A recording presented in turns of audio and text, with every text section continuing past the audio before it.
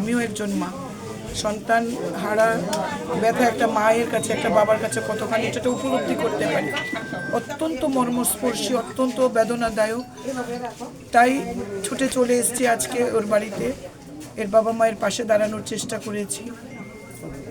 আমরা কি বলবো, মানে এমনভাবে এত বাঁচার এত ইচ্ছা ছেলেটার ছিল।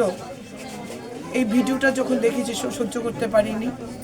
যাই হোক, রাজ্য সরকার, রাজ্যের মাননীয় মুখ্যমন্ত্রী কথা বলেছেন ওর বাবা মায়ের সাথে। সন্তানের কোনো ক্ষতিপূরণ হয় না, তারপরেও রাজ্য সরকার পরিবারের কথা চিন্তা করে 6 লক্ষ টাকা ঘোষণা করেছেন। এসডিএম পরিমল মজুমদারকে সাসপেন্ড করা হয়েছে, ডিএম খোয়াইকে শোকজ করা হয়েছে। এগুলো আপনারা জানেন।